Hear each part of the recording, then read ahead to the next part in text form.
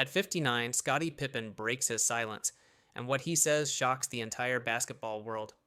Once the quiet backbone of the Chicago Bulls dynasty, Pippen has carried decades of silent frustration. But now, he finally speaks out, revealing the 5 names that still haunt him, the ones he'll never forgive.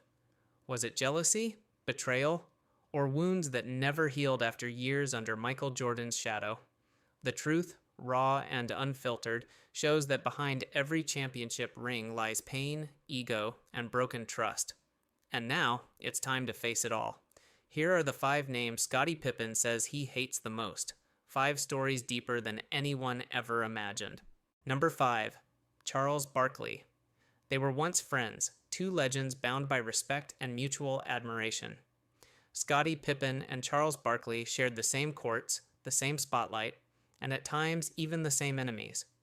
But everything changed after the spotlight dimmed. Insiders recall that the tension began when Barkley accused Pippen of being bitter and jealous after the Last Dance documentary aired. Pippen felt betrayed, not just by the words, but by the tone, as if Barkley had joined the chorus mocking his legacy. Witnesses from old Bulls gatherings remember how Pippen's expression hardened whenever Barkley's name came up. "He talks too much," Pippen once muttered during a private interview. It wasn't about friendly banter anymore, it was about loyalty, respect, and pride. The scandal reached its peak when Barkley publicly mocked Pippen's personal struggles, laughing about his divorce and financial losses. For Pippen, that was the final straw. From that day, the friendship was over. Behind the cameras, insiders say Pippen's anger wasn't just about insult. It was about betrayal by someone who knew his pain.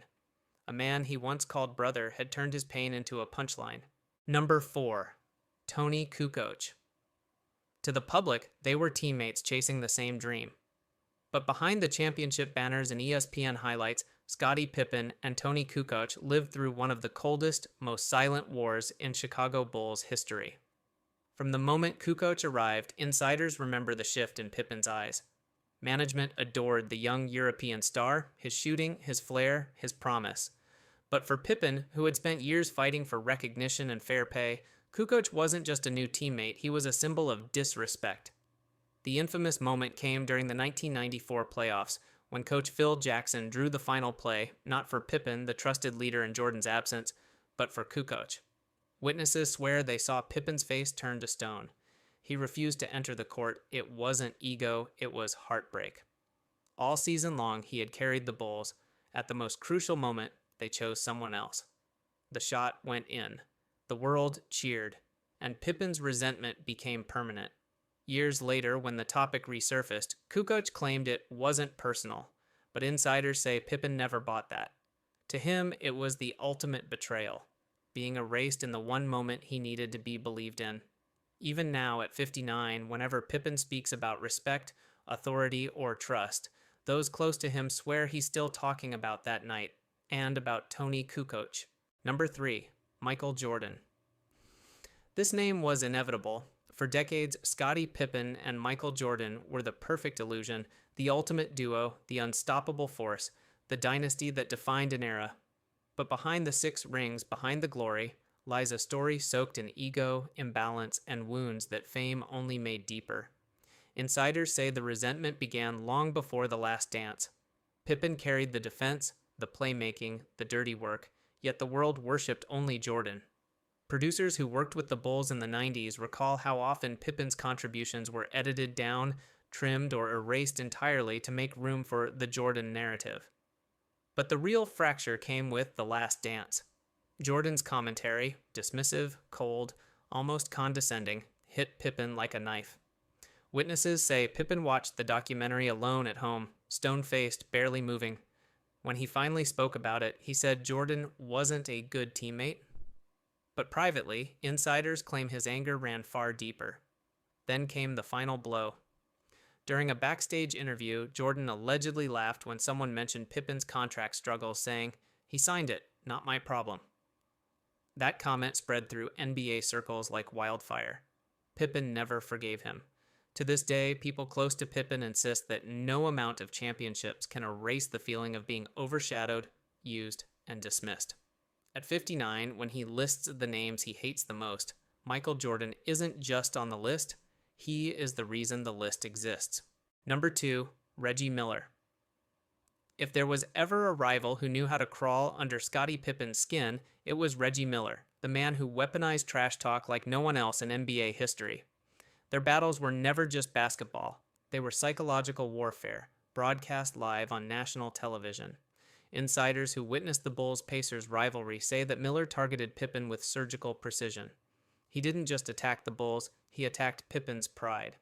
During one heated game, witnesses swear Miller whispered, "You'll always be second," a line that followed Pippen long after the buzzer. For Pippen, who spent years fighting to escape Jordan's shadow, the insult cut deeper than Miller ever knew. The moment that sealed their hatred came in the 1998 Eastern Conference Finals.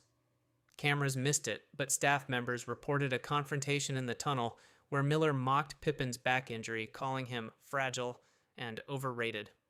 Pippen had to be held back by teammates. It wasn't showmanship, it was personal. Producers covering that series later admitted they avoided airing certain audio because it was too vicious. Miller didn't just provoke, he dismantled, humiliated, and pushed Pippen to his breaking point. Even today, when Pippen reflects on his most bitter opponents, insiders say Miller's name emerges with a tension that never left his voice. A rivalry born on the court, but fueled by words that bruised far deeper than any elbow. Number 1, Phil Jackson.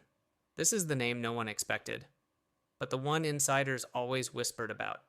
Phil Jackson, the Zen master, the architect of the Bulls dynasty, the coach praised for his wisdom and serenity.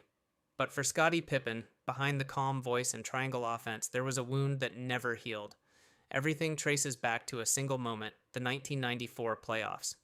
With Jordan retired, it was finally Pippen's team. His moment, his chance to prove he wasn't just a sidekick. But when the game hung in the balance, Phil Jackson drew the final play, not for the man who carried the Bulls all year, but for Toni Kukoc. Witnesses still remember Pippen's face, shock, hurt, betrayal, a look that said more than words ever could. Insiders later revealed that Pippen felt humiliated, stripped of the respect he had earned over 7 relentless seasons. To him, Jackson's decision wasn't tactical, it was personal. Years passed, but the resentment grew. When Pippen publicly called Jackson racist decades later, those close to him said it wasn't a sudden outburst. It was the eruption of anger he'd buried since that night.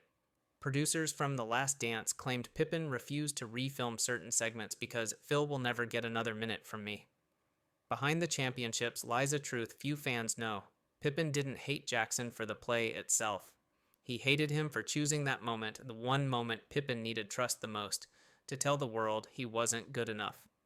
And at 59, when he names the people he hates the most, Phil Jackson stands at the top, not because of strategy or conflict, but because betrayal from a mentor hurts deeper than betrayal from any rival.